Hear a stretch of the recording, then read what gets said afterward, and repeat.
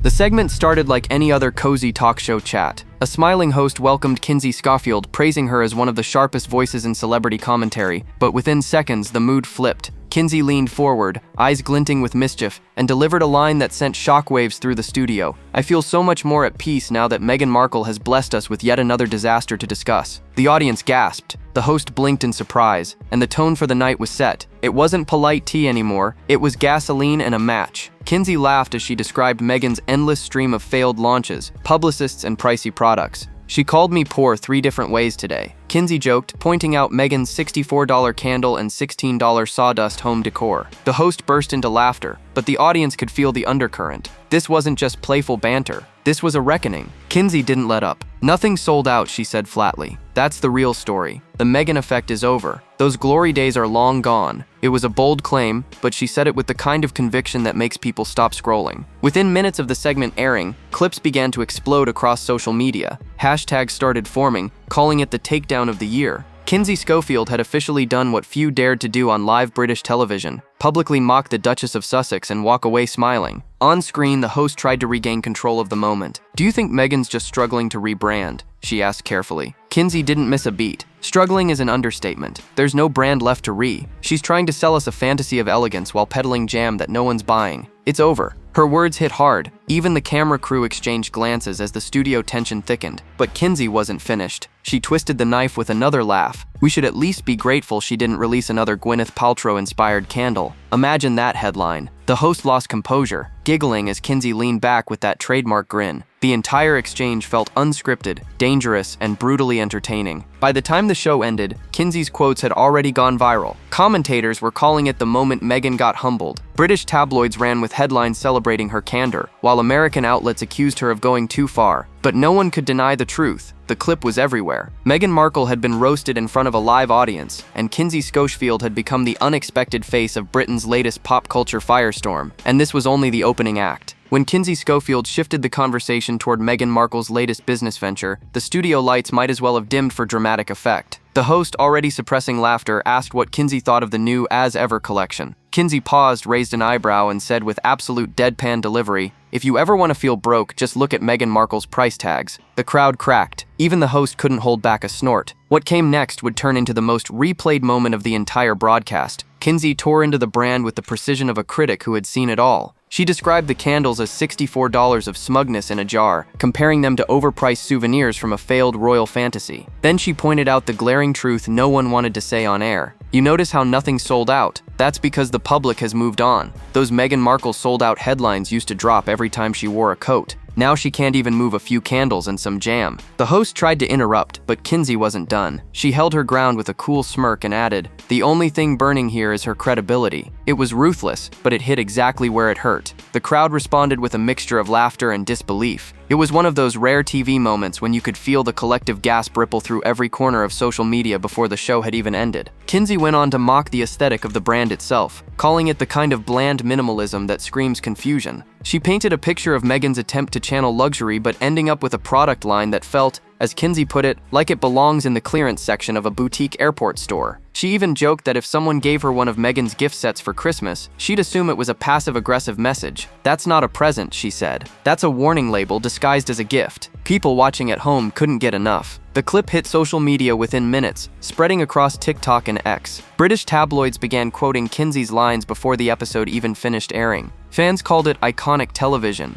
Meghan's supporters, however, were furious, calling the remarks cruel and classless. But the numbers told another story. By midnight, the segment had hit over 1 million views online. Meanwhile, Meghan's team reportedly went into damage control, refusing to comment but quietly pulling analytics from the As Ever site. And the verdict was clear. Kinsey had said out loud what the internet already suspected. The brand wasn't trending because it was popular. It was trending because people were laughing at it. For Meghan, this was more than a marketing flop. It was a cultural one. But the roasting was only just heating up. Just when viewers thought Kinsey Scoffield had exhausted her supply of royal shade, she took a sharp turn into territory no one expected. The host mentioned how Meghan's candle line seemed to reference her royal past, with fragrances inspired by her wedding day. Kinsey let out a quiet laugh, then leaned forward as if about to spill a long-buried secret. "Oh, you mean the wedding that smelled bad?" she asked, half smiling. The host blinked, unsure whether she was joking. Kinsey wasn't. She launched into the infamous reports that Meghan had complained about the scent of St. George's Chapel, insisting that the space didn't smell fresh enough for her royal wedding. Kinsey reminded viewers that palace aides once revealed Meghan wanted to install air fresheners and American plug-ins inside the historic chapel,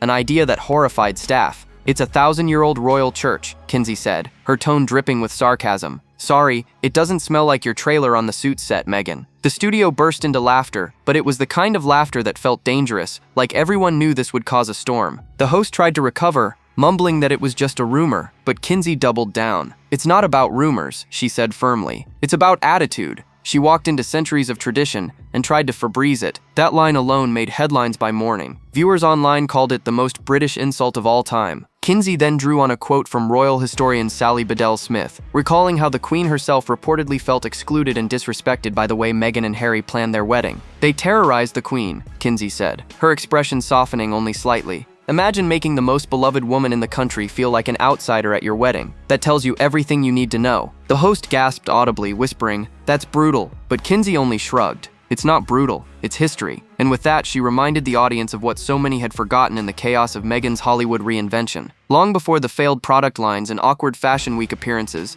the tension had already been there, woven into the very fabric of her royal debut. Online, royal watchers began resurfacing old headlines and footage from the wedding, replaying the subtle moments of tension that now felt like foreshadowing. The social media comment sections lit up with debate. Some praised Kinsey for saying what everyone was thinking, while others accused her of disrespecting Meghan's independence. But the numbers spoke louder than opinions. The clip became the top trending entertainment video in the UK that night. It wasn't just gossip anymore. Kinsey had reawakened a cultural memory, reminding everyone of the moment when fairy tale glamour collided with royal tradition. And just as the debate reached a boiling point, she took it one step further, hinting that Meghan's behavior that day wasn't just demanding, it was part of a pattern that never really ended, and the next revelation would make jaws drop even lower. By this point, the studio felt charged with the kind of energy producers dream about. The audience hung on every word, unsure whether to laugh or gasp next. Kinsey Scoffield had shifted from witty banter to something far more cutting. She was now painting a portrait of Meghan Markle that was almost cinematic in its irony. "You know," she began, eyes locked on the host, "people forget this was her second wedding,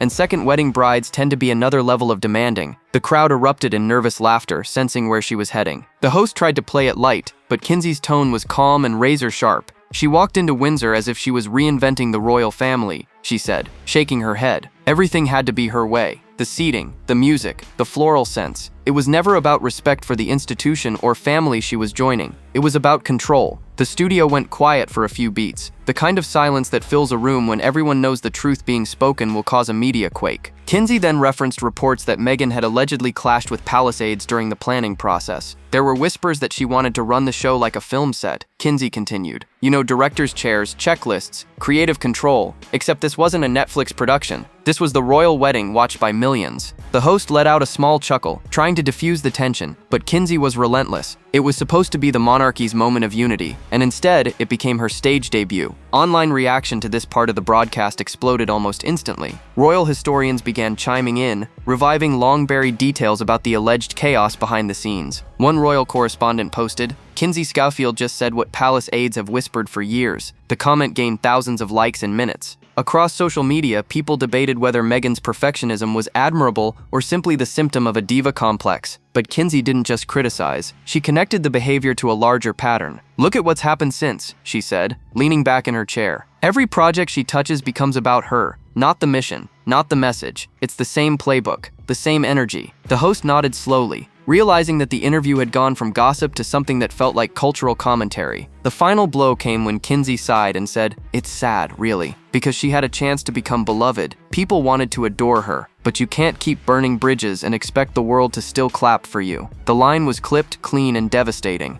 Within hours, it was quoted in nearly every entertainment column from London to Los Angeles. The interview wasn't just making waves, it was rewriting the narrative. For the first time in years, a mainstream voice had publicly challenged Meghan's royal legacy without apology. And yet the next part of the conversation would take the drama into even murkier waters. As the interview rolled on, the energy in the studio became electric. The host hesitated before bringing up Meghan Markle's Hollywood connections, clearly aware that Kinsey Scoffield was just warming up. Kinsey smiled knowingly, like someone about to pull back a velvet curtain. "Let's talk about who she surrounds herself with," she said, adjusting her mic. because if you want to know who someone really is, you look at the company they keep. She started with a name that made the audience shift in their seats. George Clooney, she said flatly. He and his wife were at the wedding, remember? Except no one could figure out why. Meghan barely knew them. Meanwhile, some of her actual family members didn't even get invitations. The host looked uneasy, glancing at the camera, but Kinsey pressed forward. And now there are all these resurfaced rumors, thanks to Virginia Giuffre's book, about Ghislaine Maxwell claiming to have had a relationship with Clooney. It makes you wonder what kind of crowd Meghan thought was worth impressing. The host quickly clarified that Clooney had denied those rumors, but Kinsey brushed it off. Of course he did. But the point stands. Meghan built her identity on proximity to power, not loyalty. It has always been about who looks good next to her. She's like a social climber with a press team. The audience laughed, but there was a collective awareness that this was bolder than usual for live television. Kinsey's critique went deeper than gossip. She connected the dots between Meghan's Hollywood friendships and her constant reinvention.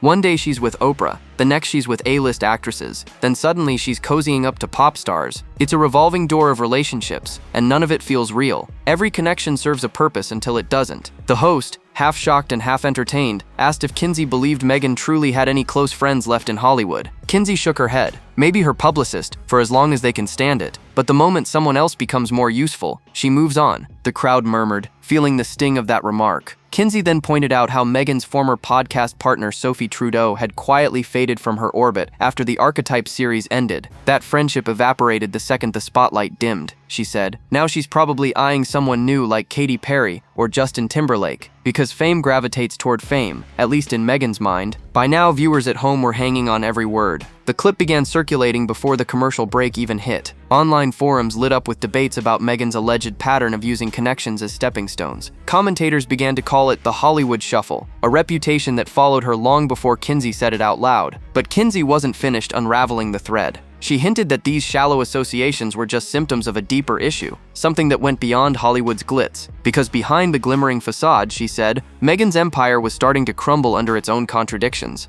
And the next segment would reveal just how bad it had gotten. By the time the interview hit its midpoint, the studio audience was hanging on Kinsey Scofield's every word. The host took a breath and asked what everyone watching wanted to know. Could Meghan Markle's brand still be saved? Kinsey didn't hesitate. Saved from what, she asked, laughing softly. There's nothing to save. The brand doesn't exist. It's just chaos wrapped in expensive packaging. The audience erupted, but Kinsey's tone was serious. She's not building anything consistent. One day it's jam. The next day it's candles. Then suddenly she's a global feminist icon. There's no synergy. There's no story. It's all smoke and mirrors. She compared Meghan's career trajectory to that of Sarah Ferguson and Prince Andrew, calling it a modern rerun of the same desperate pursuit of money and relevance. The host looked startled, asking if she really thought Meghan and Harry were heading down that same path. Kinsey nodded slowly. Absolutely. They both crave attention, but they can't figure out what to do with it once they have it. They want the glamour without the grind. They want influence without impact. That's why every project fizzles out. The room went quiet for a moment. The cameras zoomed in as Kinsey leaned forward, lowering her voice just enough to draw everyone closer. It looks like a hobby, not a business. These random product drops, the half-hearted events, the publicists coming and going. It's like watching a student change majors every semester. There's no direction.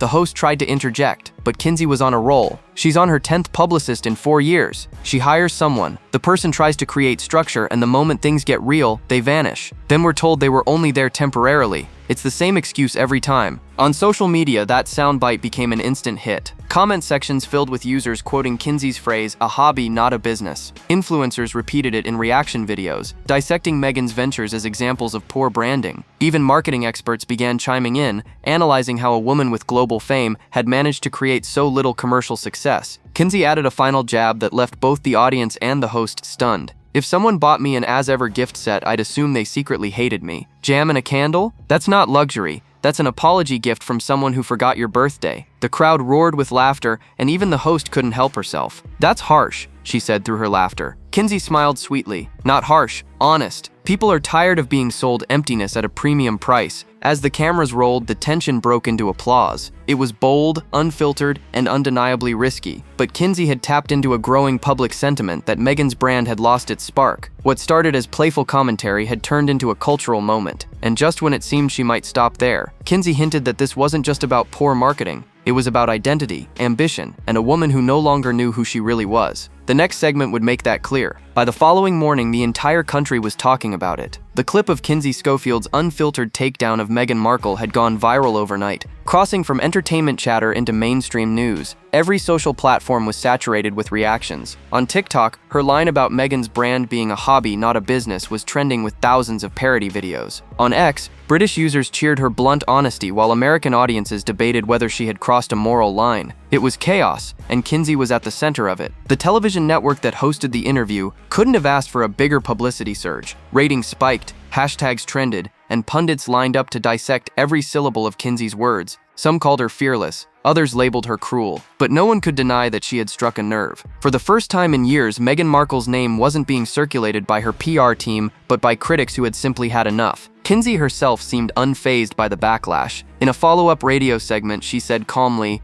"It's not hate, it's honesty. People want the truth, and the truth isn't always flattering." Her comment reignited the firestorm, fueling another wave of online arguments. British tabloids printed her quote across their front pages, while entertainment outlets in the United States accused her of exploiting Meghan's reputation for clout. But if anyone expected Kinsey to apologize, they underestimated her entirely. In interviews that followed, she stood by every remark, reminding everyone that she was responding to the facts. If you keep releasing products no one buys and speeches no one listens to, people are going to talk. It's not bullying, it's reality. The host from the viral interview later admitted that the production team had received dozens of calls from journalists and PR firms within hours of airing. Some demanded they remove the segment. Others requested the full recording for distribution. It had become, as one reporter put it, the clip that launched 1,000 think pieces. Meanwhile, Meghan's own team appeared to go silent. There were no statements, no subtle leaks, no orchestrated social media posts. The sudden quiet from Montecito only made the public more curious. Commentators speculated that her advisors were scrambling to contain the fallout. Some even suggested that Meghan had underestimated the power of live British television, assuming she could charm her way out of tough commentary the same way she once did in polished magazine interviews. But this wasn't Hollywood. This was a cultural reckoning on her old turf. And Kinsey, who had started the evening as a witty guest, was now being hailed as the woman who broke the silence around Meghan's faltering empire. By the end of that week, the network confirmed record-breaking numbers for the broadcast. It wasn't just an interview anymore. It had become a national moment, a flashpoint between two continents divided by one name. And while the internet dissected every frame, Kinsey was already preparing her next move, ready to reveal the personal story that gave her remarks their power. After all the laughter, the jabs, and the viral headlines, the studio fell unexpectedly quiet when Kinsey Scoffield began to speak about her own background. The shift in tone was immediate. The energy that had been playful and biting turned reflective. The host, sensing something deeper was about to unfold, leaned in and asked what drove Kinsey to be so outspoken about people like Meghan Markle. Kinsey paused for a moment before answering, her voice steady but weighted. "I grew up watching what real work looks like," she said. "My dad owned a small insurance company. He worked from dawn until midnight to keep food on the table. There were nights when he would tuck me in, and I'd hear the garage door open again because he was heading back out to stock groceries just to make sure the bills got paid." The audience fell silent. That's the kind of man I learned from. The kind who didn't complain, didn't expect recognition, and never played the victim. So when I see someone like Meghan Markle pretending to be a self-made woman while living off royal connections, it hits a nerve. Her words were raw and deeply personal. For the first time that evening, the studio wasn't reacting with laughter or shock, but with quiet respect. The host nodded, visibly moved, and asked whether Kinsey thought Meghan even realized how disconnected her image had become. Kinsey sighed. She's lost in her own story. She talks about empowerment, but what she really wants is admiration. There's a difference. My dad didn't want people to praise him. He just wanted to do right by his family. That's strength. What Meghan sells is performance. The audience applauded softly. It wasn't the explosive reaction from earlier in the show, but something more powerful. For many watching at home, it was the first time someone had articulated the emotional divide between celebrity activism and real-world grit. Kinsey continued, her tone calm but sharp. "The world isn't angry because she's ambitious. They're angry because she pretends that ambition came without help. People respect authenticity. They don't respect illusion." Within hours of airing, that part of the interview was being clipped and shared alongside the earlier viral moments. But this time, the reaction was different. Viewers praised Kinsey for showing heart and for grounding her criticism in something real. Even people who disagreed with her earlier comments admitted that this segment gave them pause. Commentators called it the moment Kinsey went from critic to storyteller. By the next morning, that emotional segment had overtaken the original clip in view counts. Fans and detractors alike began sharing their own stories about hardworking parents, about the value of authenticity, about the exhaustion of watching celebrities pretend to struggle. Kinsey's words had transcended gossip. She had turned the interview into a mirror, one that reflected a truth many had been too polite to voice. And as the conversation continued to ripple through the media, the topic took another sharp turn. Because while Kinsey spoke about honesty and hard work, rumors were spreading that Meghan was preparing her next big narrative shift, a story that could make or break her entirely. As the interview wound down, the host hesitated before touching the subject that everyone in the media had been whispering about for months. She asked carefully whether Kinsey Scoffield believed the rumors that Meghan Markle was preparing for a life without Prince Harry. The studio went still. Kinsey leaned back slightly, her expression thoughtful but unflinching. "Let's just say the whispers are getting louder," she replied. "And if Vanity Fair is bold enough to print it, then there's at least some truth to what's being discussed behind closed doors." The host blinked. "You mean the report that she's already shopping a post-divorce book?" Kinsey nodded. "Exactly that. Think about it. Vanity Fair does not take legal risks lightly. They have entire teams of attorneys who go through every word before something like that hits the press. And still, they published it. That tells me they're confident there's a foundation for what they wrote." The audience gasped softly, some covering their mouths as Kinsey continued. "It wouldn't surprise me if Meghan is already testing the waters with publishers. A book like that would sell instantly. It would give her a chance to rewrite the story, to turn herself into the misunderstood heroine once again. She has done it before. The question is whether the public is still willing to buy it." The host admitted she found the idea both shocking and predictable. Kinsey smiled slightly. "You know what's ironic? The royal family has always feared leaks from within the palace, but Meghan might end up leaking her own marriage for profit. That's how far the branding machine has gone. It's not about privacy or peace anymore. It's about the next chapter of the Meghan Markle franchise." Online, the segment spread like wildfire. Within hours, entertainment sites were quoting Kinsey's remarks, and social media was ablaze with speculation. Hashtags about a potential royal split began trending again. Some fans insisted it was pure fabrication, while others said the signs had been there for months. Reports resurfaced about Harry appearing tense at public events, and Meghan attending high-profile functions without him. The internet became an open court of theories and timelines. Kinsey's next comment, however, cut through all the noise. "If she does go down that road," she said,